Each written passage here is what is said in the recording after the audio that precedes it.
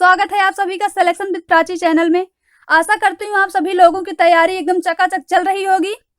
आपको यहाँ पर मिलेगा हिंदी से रिलेटेड वीडियोस मिलेंगे और यहाँ पर आपको हिंदी का संपूर्ण कोर्स कवर कराया जाएगा और यह वीडियो कोर्स आपको यूट्यूब पर फ्री में मिलेगा। यह वीडियो आपको डेली शाम को 7 बजे यूट्यूब पर मिल जाएगी। जो लोग यूपी लेखपाल, यूपीपी, बीडीओ, सीसेट, टेट और सुपर टेट की तैयारी कर रहे हैं, वह ऐसा एग्जाम जिसमें हिंदी पूछी जाती है, यह वीडियो उन सभी लोगों के लिए महत्वपूर्ण है। और अगर आपको वीडियो अच्छा लगेगा तो चैनल को सब्सक्राइब कीजिएगा, वीडियो को लाइक और शेयर कीजिएगा। चलिए फ्रेंड्स, आज की क्लास हम लोग स्टार्ट करते हैं। आज की क्लास में हम लोग पढ़ेंगे वर्णमाला। क्या पढ़ेंगे? वर्णमाला पढ़ेंगे। आज हम इसमें पढ़ेंगे वर्णमाला का भाग 1। नेक्स्ट क्लास में हम लोग पढ़ेंगे भाग 2। उसके बाद हम लोग वर्णमाला से रिलेटेड इंपॉर्टेंट क्वेश्चंस की प्रैक्टिस करेंगे। जो भी क्वेश्चंस एग्जाम में पूछे जाते हैं उन सभी प्रश्नों का हम प्रैक्टिस करेंगे, क्योंकि प्रैक्टिस करना बहुत ही ज़रूरी होता है। इससे हमें पता चलता है कि हमारी तैयारी कितनी हुई है। तो चलिए फ्रेंड्स, आज की क्लास हम लोग स्टार्ट करते हैं। जैसा कि हम लोग हिंदी पढ़ने चल रहे हैं, तो आइए थोड़ा पहले हिंदी के बारे में जानते हैं।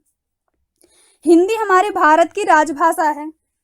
तो हिंदी हमारे भारत की राजभाषा है। तो हिंदी को राजभाषा के रूप में कब स्वीकार किया गया? तो अनुच्छेद 343 के अंतर्गत, भारतीय संविधान में अनुच्छेद 343 के अंतर्गत हिंदी को 14 सितंबर 1949 को राजभाषा के रूप में स्वीकार किया गया। हिंदी की कितनी उपभाषाएं हैं? तो हिंदी की 5 उपभाषाएं हैं। कितनी? 5 उपभाषाएं हैं। कौन कौन सी? पश्चिमी हिंदी, पूर्वी हिंदी, राजस्थानी, पहाड़ी और बिहारी। ये 5 उपभाषाएं हिंदी की हैं। हिंदी की बहुत सी बोलियां भी हैं। तो हिंदी की कितनी बोलियां हैं? हिंदी की 18 बोलियां हैं। आइए जानते हैं कौन कौन सी हिंदी की 18 बोलियां हैं।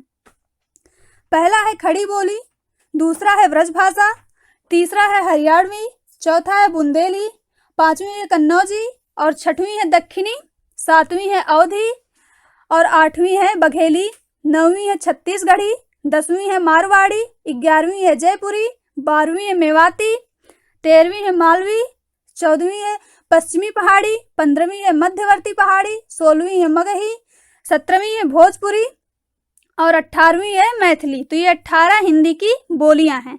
तो चलिए हम लोग आज क्लास स्टार्ट करते हैं। आज हम लोग पढ़ेंगे स्वर। वर्णमाला को 2 वर्गों में किया गया है, स्वर और व्यंजन। तो हम लोग आज पढ़ेंगे स्वर। आइए उससे पहले जानते हैं भाषा। भाषा में कौन सा धातु लगा और कौन सा प्रत्यय लगाने से भाषा बनता है? भाषा संस्कृत की भाष धातु में अप्रत्यय लगाने से बना है। भाषा संस्कृत के भाष धातु में अप्रत्यय लगाने से बना है। हिंदी हमारी कौन सी भाषा से बनी है? तो हिंदी हमारी संस्कृत भाषा से बनी है। आइए जानते हैं कि हिंदी हमारी संस्कृत भाषा से कैसे बनी है। जैसा कि हम लोग जानते हैं कि हिंदी की लिपि होती है देवनागरी और संस्कृत की लिपि क्या होती है? संस्कृत की लिपि होती है ब्राह्मी। तो हिंदी की लिपि तो हो गई देवनागरी और संस्कृत की ब्राह्मी। लेकिन अगर आपसे पूछा जाए कि देवनागरी की लिपि क्या है, तो वहां पर होगा ब्राह्मी। देवनागरी की लिपि ब्राह्मी होती है। तो यहाँ से हम जानते हैं हिंदी की लिपि होती है देवनागरी, देवनागरी की लिपि ब्राह्मी और ब्राह्मी संस्कृत की लिपि है। तो हिंदी संस्कृत भाषा से बनी है।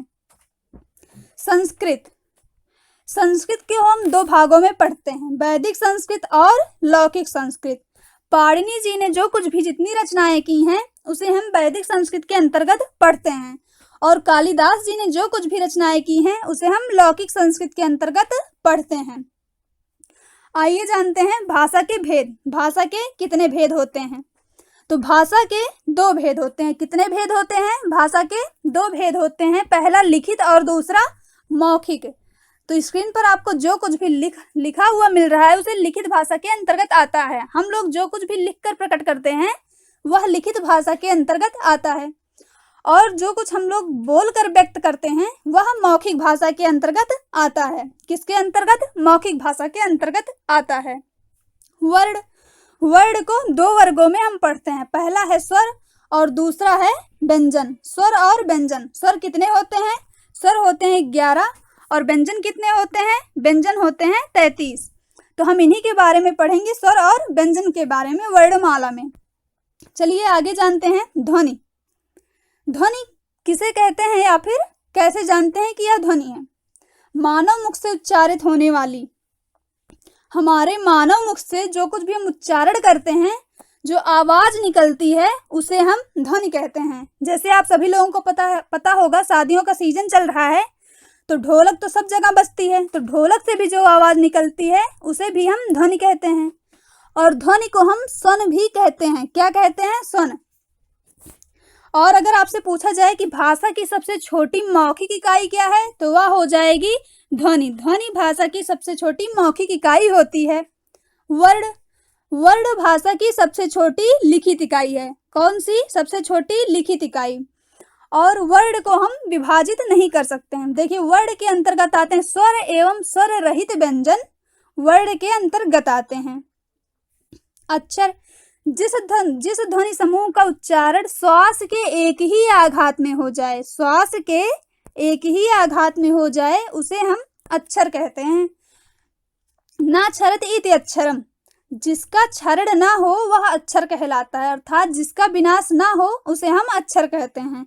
अब यहाँ पर लिखा है श्वास के एक ही आघात में, तो जैसे यहाँ पर देखते हैं, जैसे हाँ, ना, जा, ये हो जाएगा अक्षर, और इसका विनाश भी हम नहीं कर सकते हैं। अब अक्षर के अंतर्गत आता है स्वर एवं स्वर सहित व्यंजन, अक्षर के अंतर्गत आते हैं। वर्ण के अंतर्गत तो आते हैं स्वर एवं स्वर रहित, लेकिन अक्षर के अंतर्गत आते हैं स्वर एवं स्वर सहित व्यंजन, अक्षर के अंतर्गत आते हैं। आइए जानते हैं शब्द। वर्णों या अक्षरों का क्रमबद्ध व व्यवस्थित समूह शब्द कहलाता है। किसका क्रमबद्ध समूह? वर्णों या अक्षरों का क्रमबद्ध व व्यवस्थित समूह शब्द कहलाता है। यह भाषा की सबसे छोटी सार्थक इकाई के रूप में जाना जाता है। आइए जानते हैं वाक्य किसे कहते हैं। पदों का क्रमबद्ध एवं व्यवस्थित समूह जिससे पूर्ण अर्थ प्राप्त हो। पदों का क्रमबद्ध एवं व्यवस्थित समूह जिससे पूर्ण अर्थ प्राप्त हो तथा व्याकरण अनुसार 4 मूलभूत तत्वों का उस वाक्य में समावेश हो। तो 4 मूलभूत तत्व कौन कौन से होंगे? पहला हो जाएगा वर्ण, दूसरा अक्षर, तीसरा शब्द और चौथा कौन सा? पद। तो इन 4 मूलभूत तत्वों का जिस वाक्य में समावेश होगा उसे हम वाक्य कहते हैं। आइए जानते हैं शब्द और पद में क्या अंतर है। शब्द, शब्द एक स्वतंत्र इकाई होती है। शब्द एक स्वतंत्र इकाई होती है, लेकिन पद वाक्य का एक अंग होता है। पद जो होता है वह वाक्य का एक अंग होता है। कोई भी शब्द जब विभक्त आदि के साथ जुड़ता है तो वह वाक्य में प्रयोग होता है, तो वही पद कहलाता है। क्या कहलाता है? पद। आइए जानते हैं स्वर के बारे में पढ़ते हैं। स्वर, वे वर्ण जिनके उच्चारण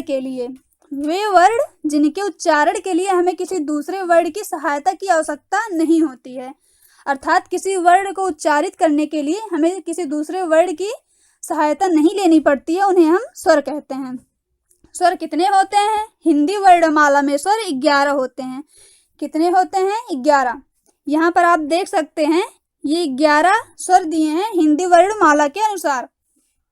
उच्चारण के अनुसार स्वर कितने होते हैं? तो उच्चारण के अनुसार स्वर 10 होते हैं। कितने होते हैं? 10। जब हम उच्चारण के आधार पर स्वर देखते हैं तो री को इग्नोर कर देते हैं, क्योंकि री अर्ध स्वर के अंतर्गत आता है। और मात्रा के अनुसार भी स्वर 10 प्रकार के होते हैं। जब हम मात्रा के अनुसार देखते हैं तो छोटा आ को इग्नोर कर देते हैं, क्योंकि यह एक ऐसा स्वर है जिसकी कोई मात्रा नहीं होती है। यहाँ पर देखिए आप लोग, उच्चारण के आधार पर स्वर कितने होते हैं? 10 होते हैं, और मात्रा के अनुसार भी 10 होते हैं। संस्कृत में स्वरों की संख्या कितनी होती है? संस्कृत में स्वरों की संख्या 16 होती है, लेकिन हिंदी में पूछा जाए तो 11 और संस्कृत में पूछा जाए तो 16। स्वर को कई वर्गों में विभाजित किया गया है, वही यहाँ पर बताया गया है। देखिए, मात्राओं के आधार पर स्वर 3 प्रकार के होते हैं। जिह्वा के आधार पर 3 प्रकार के, मुख के आधार पर 4 प्रकार के, ओष्ठ के आधार पर 3 प्रकार के और नासिका के आधार पर स्वर 2 प्रकार के होते हैं। आइए आगे इनके बारे में डिटेल में जानते हैं। स्वर, मात्राओं के आधार पर स्वर 3 प्रकार के होते हैं। पहला है ह्रस्व स्वर, इन्हें हम एक मात्रिक स्वर भी कहते हैं। ये सभी वर्ण एक मात्रिक स्वर के अंतर्गत आते हैं। दूसरा है दीर्घ स्वर, इन्हें द्विमात्रिक स्वर कहते हैं, और ये सभी वर्ण दीर्घ स्वर के अंतर्गत आते हैं। तीसरा है प्लुत स्वर, इन्हें हम त्रिमात्रिक स्वर भी कहते हैं, जैसे कि ओम। जिस शब्द में हम गिनती का प्रयोग करते हैं, जैसे कि 3, और जब हम 5 को ऐसे लिखते हैं ऐसे, तो यह त्रिमात्रिक स्वर के अंतर्गत आता है। जिह्वा के आधार पर स्वर 3 प्रकार के होते हैं, कौन कौन से? अग्रस्वर, मध्य स्वर और पश्च स्वर। तो अग्रस्वर के अंतर्गत ये सभी वर्ण आते हैं, और मध्य स्वर के अंतर्गत छोटा आ आता है। पश्च स्वर के अंतर्गत ये सभी वर्ण आते हैं। मुख के आधार पर स्वर 4 प्रकार के होते हैं, कौन कौन से? समृद्ध स्वर, विवृत स्वर, अर्ध समृद्ध स्वर और अर्ध विवृत स्वर। तो समृद्ध स्वर के अंतर्गत आता है छोटी ई, बड़ी ई, छोटा ऊ और बड़ा ऊ। और विवृत स्वर के अंतर्गत कौन सा वर्ण आता है? विवृत स्वर के अंतर्गत आता है बड़ा आ। अर्ध समृद्ध स्वर के अंतर्गत आता है ए और ओ। अर्ध विवृत स्वर के अंतर्गत आता है छोटा आ और ए और औ। ये 3 वर्ण आते हैं अर्ध विवृत स्वर के अंतर्गत। ओष्ठ के आधार पर स्वर कितने होते हैं? ओष्ठ के आधार पर भी 3 प्रकार के होते हैं, कौन कौन से? वृत्ताकार स्वर, इन्हें वर्तुलित या वृत्तमुखी स्वर भी कहते हैं, और ये सभी वर्ण वृत्ताकार स्वर के अंतर्गत आते हैं। नेक्स्ट है अवृत्ताकार स्वर, अवर्तुलित या इन्हें अवृत्तमुखी स्वर भी कहते हैं, और ये सभी वर्ण अवृत्ताकार स्वर के अंतर्गत आते हैं। उदासीन स्वर के अंतर्गत आता है छोटा आ, और छोटा आ एक ऐसा स्वर है जिसकी कोई मात्रा नहीं होती है। नासिका के आधार पर स्वर 2 प्रकार के होते हैं, पहला है निर्नुनासिक स्वर और दूसरा है अनुनासिक स्वर। अनुनासिक स्वर को हम सानुनासिक स्वर भी कहते हैं। देखिए, निर्नुनासिक स्वर के अंतर्गत ये सभी वर्ण आते हैं, और अनुनासिक स्वर के अंतर्गत ऐसे वर्ण आते हैं जिनके ऊपर हम चंद्र बिंदु का प्रयोग करते हैं, वह सभी वर्ण अनुनासिक स्वर के अंतर्गत आते हैं। आइए जानते हैं आयोगवाह के बारे में। आयोगवाह कितने होते हैं? आयोगवाह 2 होते हैं। देखिए, बिना किसी योग्यता के साथ रहने वाले वर्ण आयोगवाह कहलाते हैं। कौन कौन से होते हैं आयोगवाह? अनुस्वार और विसर्ग। अनुस्वार के अंतर्गत आता है अंग और विसर्ग के अंतर्गत आता है आह। तो ये 2 वर्ण आते हैं आयोगवाह के अंतर्गत। आइए जानते हैं संयुक्त स्वर। जब दो विजातीय स्वर आपस में जुड़ते हैं तो उनके जुड़ने से एक नया स्वर बनता है, उन्हें संयुक्त स्वर कहते हैं। जैसे यहाँ पर आप देख रहे हैं, छोटा आ और छोटी ई के जुड़ने से ए बना है, छोटा आ और ए के जुड़ने से ए बना है, छोटा आ और छोटा ऊ के जुड़ने से ओ बना है, आ और ओ के जुड़ने से औ बना है। दीर्घ स्वर, जब 2 सजातीय स्वर आपस में जुड़ते हैं तो उनके जुड़ने से एक नया स्वर बनता है, उन्हें हम दीर्घ स्वर कहते हैं। इसमें सजातीय स्वर आपस में जुड़ते हैं। जैसे यहाँ पर देखिए, एक ही जाति के 2 स्वर जुड़े हैं, छोटा और छोटा आ के जुड़ने से बड़ा आ, छोटी और छोटी ई के जुड़ने से बड़ी ई, और छोटा ऊ के जुड़ने से बड़ा ऊ बना है। आइए यहाँ पे जानते हैं सबसे छोटी मौखिक इकाई। तो सबसे छोटी मौखिक इकाई क्या हो जाएगी? ध्वनि। सबसे छोटी मौखिक इकाई ध्वनि हो जाएगी। और सबसे छोटी लिखित इकाई, सबसे छोटी लिखित इकाई वर्ण हो जाएगी। और अगर आपसे पूछा जाए पूर्ण सार्थक लिखित इकाई, तो पूर्ण सार्थक लिखित इकाई वाक्य होगी। सबसे छोटी सार्थक इकाई तो वह होगी शब्द। आप यहाँ पे इसको ऐसे रिलेट कर सकते हैं, जैसे सबसे छोटी मौखिक इकाई, तो सबसे छोटी और मौखिक से आप रिलेट करेंगे, जब हम बोलते हैं तो ध्वनि निकलती है मुख से, तो उसे हम सबसे छोटी मौखिक इकाई कहेंगे। और लिखित इकाई, तो हम जब लिखते हैं तो लिखा हुआ इकाई मतलब, और वर्ण सबसे छोटा होता है तो इसे हम लिखित इकाई के अंतर्गत लेते हैं। और पूर्ण सार्थक लिखित इकाई, पूर्ण मतलब पूर्ण अर्थ हो, तो वाक्य, एक वाक्य पूर्ण अर्थ होता है तो उसे हम पूर्ण सार्थक लिखित इकाई के अंतर्गत लेते हैं। और सबसे छोटी सार्थक इकाई, तो सबसे शब्द का भी अर्थ होता है, तो वह सार्थक मतलब जिसका अर्थ हो, तो सबसे छोटी सार्थक इकाई शब्द हो जाएगी। आइए जानते हैं स्वरों का उच्चारण स्थान। जब हम स्वर को उच्चारित करते हैं तो वह कौन से उच्चारण स्थान से निकलते हैं? तो जब हम छोटा और बड़ा को उच्चारण करते हैं तो हमारे कंठ से उनकी आवाज निकलती है।